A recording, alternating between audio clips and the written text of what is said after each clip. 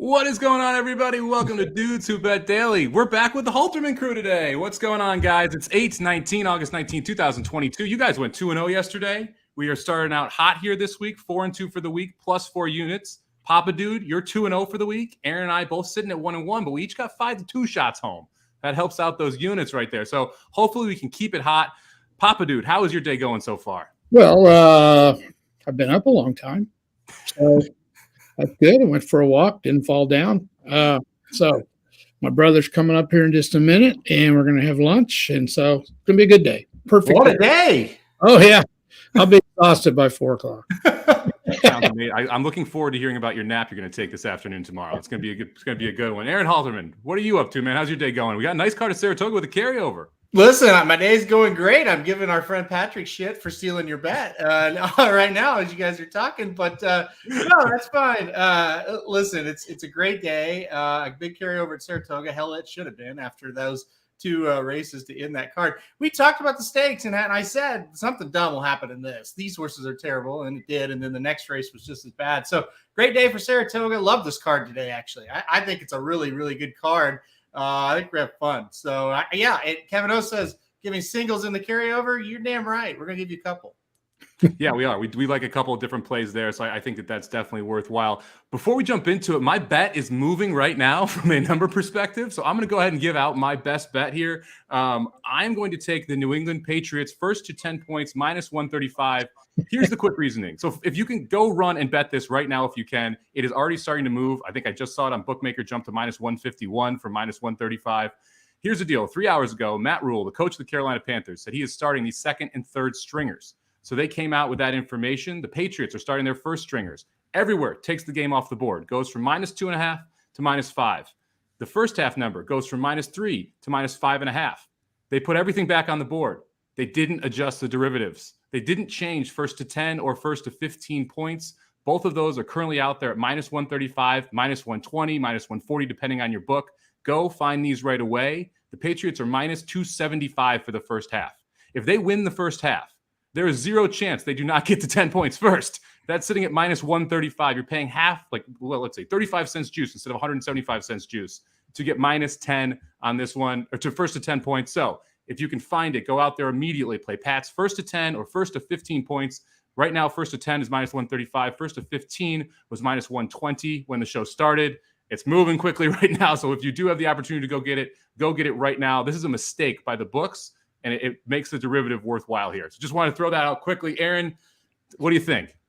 Well, listen, I was between 2 horses. I picked one, and Somich had the other one. And then within 2 minutes, he's like, no, I'm switching.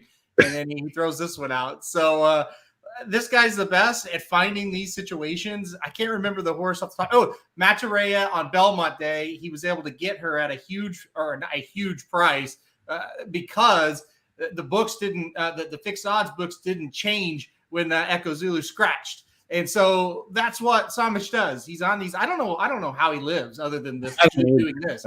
Like, he's on these all day looking for these little mistakes. He's found one here. Go bet it. That's all I can tell you. He's usually not wrong when this happens. Even if I'm wrong here, the value is wild. Minus 275 for the first half versus minus 135 to first to 10 points is ridiculous. And now they're minus 6.5 on some books in the first half as well. They also played poorly, didn't start their starters against the Giants. We're down from a 4-game preseason to a 3-game preseason. This is where you're going to see a lot of these starters come out and play here in the second game. With the fact that you're not seeing that from Carolina and you are seeing that from the Patriots, and you're going to see a motivated Patriots team, Belichick 8-1 in his previous 9 preseason games before that Giants game.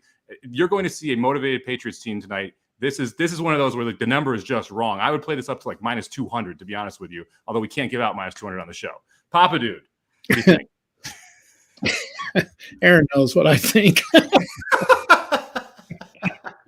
Why would exactly plan this? You got to punish the books if they make a mistake. They only make a certain number of mistakes. All right. It's one of those spots where you have to take advantage of it when they change half lines and they don't change the derivatives. You got to go attack the derivatives. A lot of times what you should look for is, if you like something, go look for something that's correlated but priced incorrectly, because that's where you can actually beat them versus the stuff where they're taking huge amounts of money and the numbers are really sharp. Well, if I could stick up for Somich for a second, not stick up, but kind of Well, I tell the audience you got to remember with Somich, this guy was a professional poker player. This guy lived in Vegas. This guy, he lived betting. That's it, period. Right. So that's why he's sharp on this stuff and he sees the stuff before Right. any of us do. And, that's the thing. I get this from Somich from time to time. And the tone of his voice is just fast and hyper and excited. So I know he's ready to go with this tonight. I know he's very excited. He can't hide the excitement. He just can't. I think You found a mistake, man. You don't find that many mistakes. Kevin says, Mike, the new Jimmy the Greek. I want to change that a little bit to Jimmy the Geek. You are geek is now a positive adjective, Papa Dude. Real quick, with betting, you need to be a little bit of a nerd and a little bit of a geek, a little bit of a numbers person. I've learned that over the years betting horse racing. You need to, be in tune with stuff like that. So actually being a nerd for numbers is actually a really good thing in betting. Really good thing. Yeah. The only thing is you're trusting these coaches to do what they say they're going to do. That's the only problem I see in this. And the freaking game doesn't mean anything. That's why I don't have, but that's all right. Well, even if you let me bet on flipping a coin and you'll give me heads plus 200, I'll bet you all day on it. And that's to me, this type of scenario. Sure. I don't even care what they're doing. Yeah. There's a mistake in the number, and that's what I'm trying to take advantage of. There is. And they're going to correct that, don't you think, here before long? That's why I suggested everyone runs and plays this. I also know that VSiN just put it out as well after I told someone over at VSiN about this. That number's going to move quick. And I see some offshore books have already moved to minus 150 on this. So you are seeing the money come in. Like I said, this is good to minus 200 in my mind, because that minus 275 first half tells you how big of a favorite this should be, and it's just not there yet. Yeah. Anyway, just wanted to get that out real quick. My best bet sitting, Pat's first to 10 points, minus 135. It's moving, so if you want to play it sooner rather than later. We have a big day over at Saratoga because we have a nice pick 6 carryover. I want to talk about 2 races there before we get into the rest of the best bets for the day. First off, let's jump into the feature on the card. I guess the half feature, we'll call it, the Summer Colony, $135,000 stakes for 4-year-olds and up. Philly's going 1 1/8 here. You've got the favorite in the 7-horse Bonnie South, who I do not like at all here. Aaron, did you like Bonnie South at all, or did you go somewhere else? Hell no. I do not want to play Bonnie South as a favorite ever, anywhere, in any spot. That being said, I went with a horse that didn't look great last time out, but I went with number 1 Army Wife on top. The horse has come back this year after a pretty solid 3-year-old season. Come back this year, has hit the board 3 straight times. I didn't really like that Monmouth track last time out. We watched that race. It looked like she's kind of struggling with it.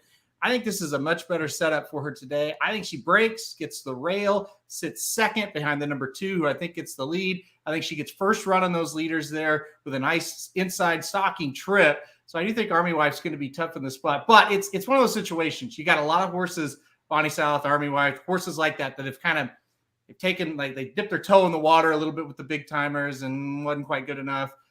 This is kind of their spot, but you do have that up and comer as well. So it's kind of a weird mix when you get these type of races, and you get a lot of them at Saratoga. I did go with Army Wife. I do think as far as the pick 6 goes, pick 5, pick 4, this was kind of a spread leg for me. I went 3-4 deep in this one.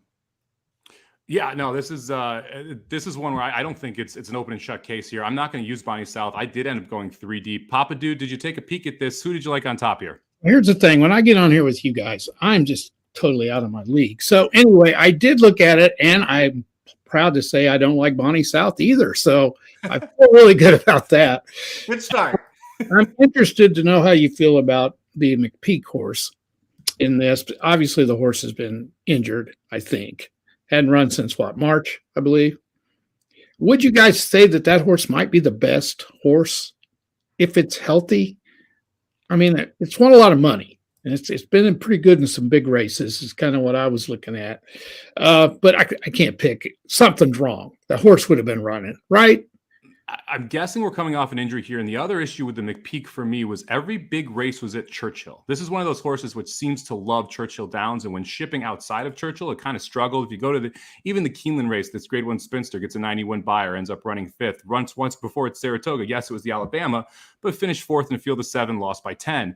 You look at the Churchill record, she's been phenomenal. And all 3 of the 100 buyers have come over that Churchill track. she hasn't been able to replicate that anywhere outside of Churchill. So that to me was the biggest weakness with Invitante. Yeah. I thought the 5 was a little bit interesting. It's like, this is the one that's kind of stepping up in class here. It's a 4-year-old. She's a daughter of Curlin, first to act. Shug puts her in here. You get Irad to ride this horse.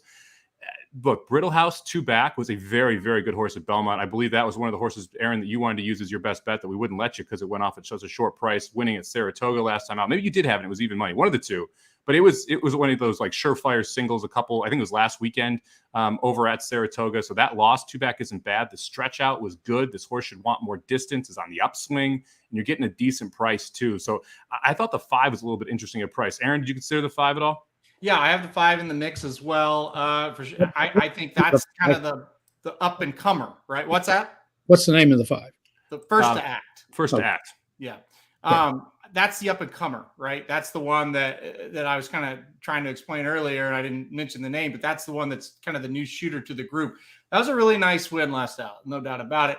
As far as the 3, Papa Dude, at times this horse has been the best of this group, but we just haven't seen it all that often. She's very inconsistent.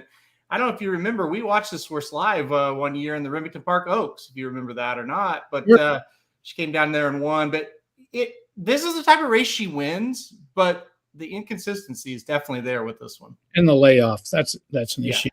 Mm-hmm. I wrote down leader of the band. Anybody have anything on it?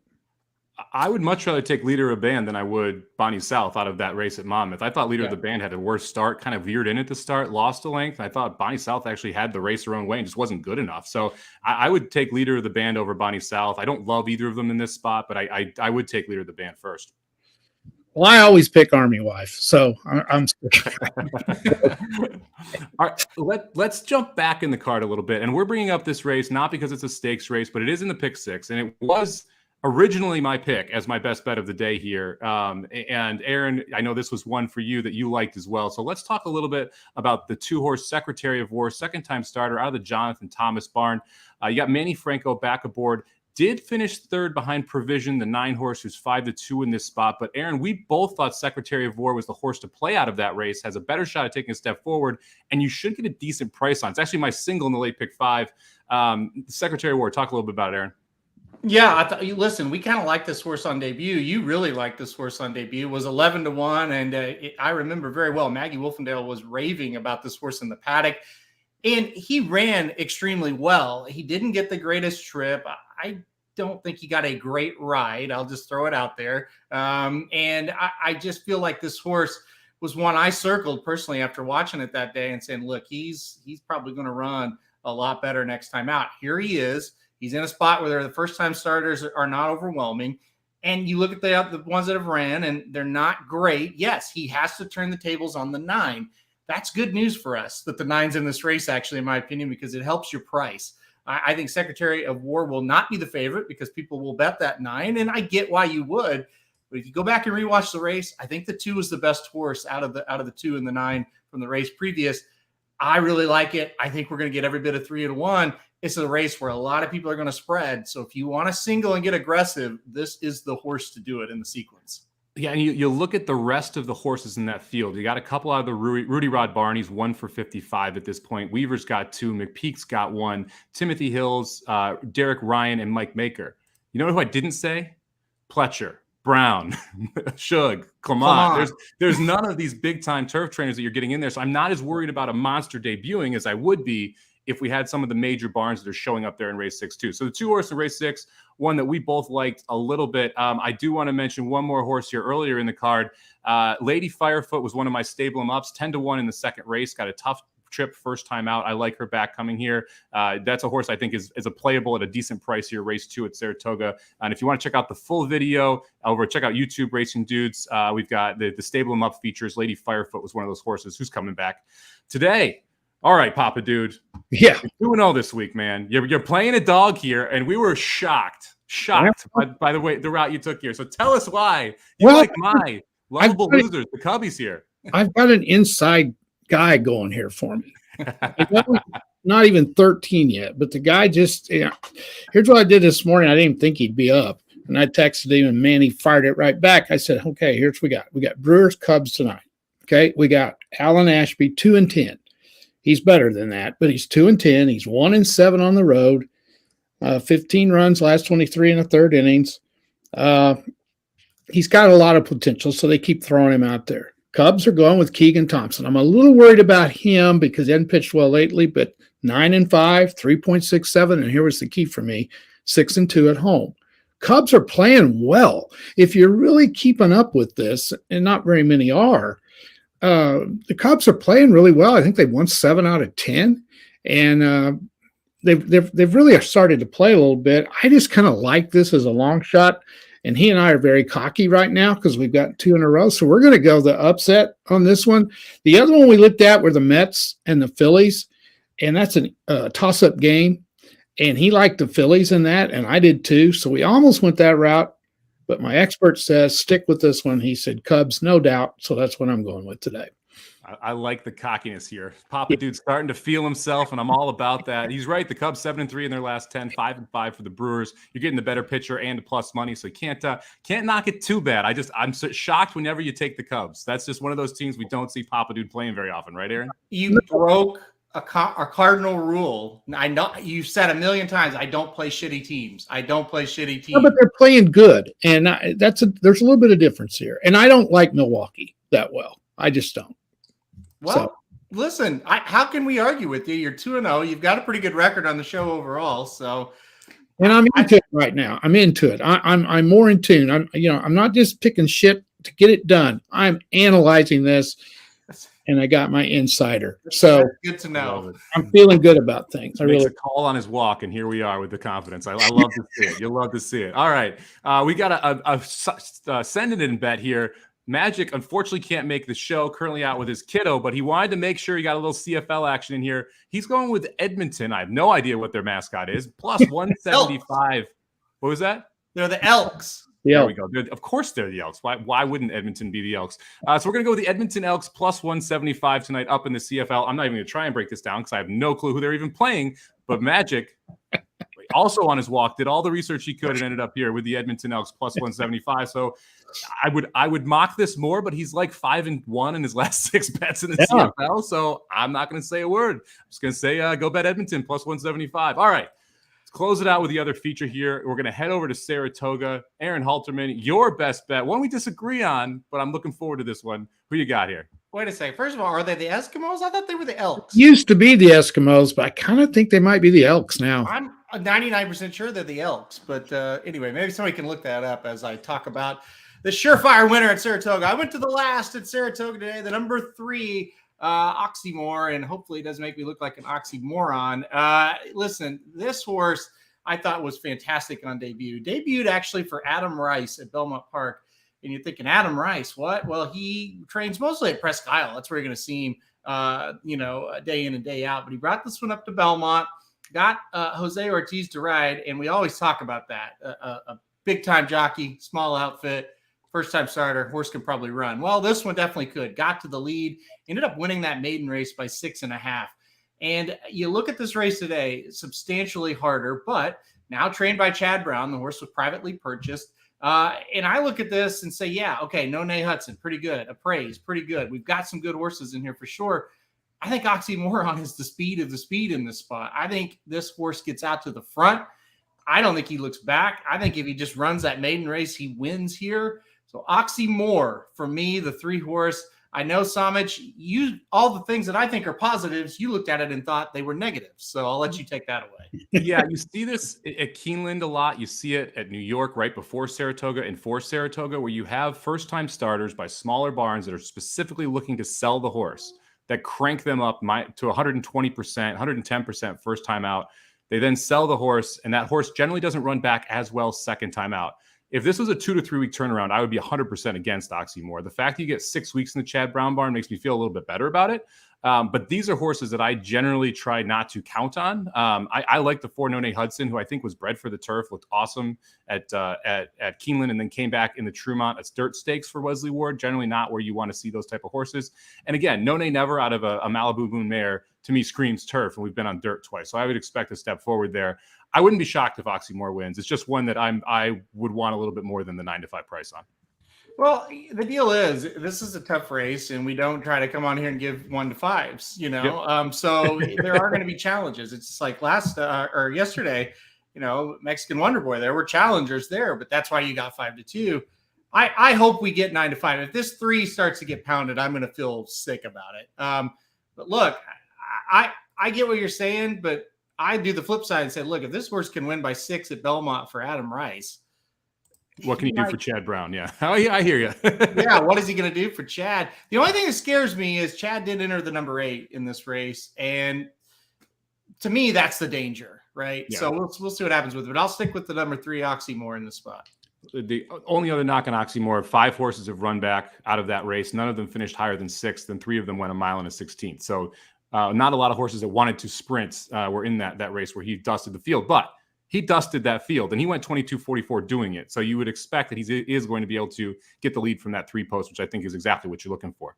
Mm-hmm. I have a horse I'd like to throw out there, Aaron, that you and Mike analyze this a little bit. Asmussen is running a horse called Private Creed, which I think this is interesting. The horse was at Ellis, broke its maiden, and he shipped it right up to Saratoga. Now, I think that's an interesting sign that he thinks that horse is pretty good. And, I know Asmussen as well as anybody because I follow him much more than I do some of these others. I think he thinks that horse is pretty good. Aaron, would you agree with that he thinks that horse is pretty good, or he would have left it at Ellis, right? It's very interesting that the horse shows up here. It could be that the owner wants to run at Saratoga and they've got one that makes sense. Sometimes those meets are these meets, that's what happens. But yeah, I think it's a good sign. Here's another thing that was interesting, and I'll let Somich comment on this because I know he's not high on Ricardo Santana on the turf, but Ricardo Santana gets the mount. This is something we haven't seen a lot for Asmussen, believe it or not, in the last year. I thought that was interesting as well. Somich, what do you think of the 5? I was pretty surprised this was Asmussen. I don't know if I should take that as a negative or a positive. Or I'm sorry, this was Santana. And I'm not sure if I should take that as a negative or a positive, which was kind of surprising too. You know what I mean? Yep. Like you almost would expect, oh no, this was definitely be a positive here. But the fact that, it's not Saez, it's not Rosario, it's not one of these other guys that he's been going to with his bigger horses makes you a little bit concerned. It also makes me wonder when they decide to do this. So this might have been a decision that was made last minute where the jockeys were already committed, and that's why you ended up with Santana here. Wouldn't be shocked if that's the reasoning. I'm not going to read too much into it. Look, if the 3 and the 4 aren't the goods, the 5 at 10-1 Private Creed, I think does make some sense and is going to get the pace set up to run into it. And the 6 Noble Huntsman, who's wheeling back for Mitchell Friedman at 12-1, who won over this track on July 27th, makes some sense at a price too. So this is one of those races where you have a lot of different routes to go if you don't want to go with the 3 or the 4, who I think are the logical top 2. The 8 also makes a ton of sense here. I think this is going to be one of those races where you kind of need to spread in the late pick 5 and the pick 6. Yeah, it's definitely a race where you've got a lot of contenders that you can make case for, but the 3 Oxymore will get way out in front of those other contenders, and you don't have to worry about them.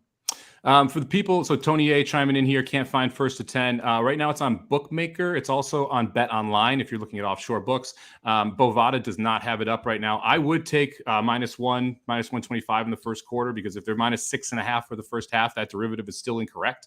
You would expect they're going to be winning the first quarter based on the numbers that you're seeing. And again, this is just playing the derivatives that were not adjusted versus playing the overall numbers. All right. Let's jump into the best bets here and sign off, as we've already gone long on this show, which is surprising. Usually the Fridays are pretty quick here, but we will be back again tomorrow for more Dudes Who Bet Daily. Let's jump through the picks here. All right, kicking us off, Aaron, go into race 10, number 3, Oxymore, 9-5 on the morning line. Papa Dude playing the Cubs, +122. I'm going to take the Patriots first to 10 points. It was 135 at the start of the show. I don't know what it is right now. If you can get anything first to 10, first to 15, under -200, I actually think there is still some value there. Magic going with Edmonton, +175 from the CFL tonight. For the week, we're 4-2, +4 units. We're trying to keep this thing rolling up 18 units for these shows so far in just 6 weeks. So loving that. We will be back tomorrow, guys, at noon Eastern for best bets from Saratoga, Del Mar, and all around the sports world. Thank you very much for joining us. We will see you guys tomorrow.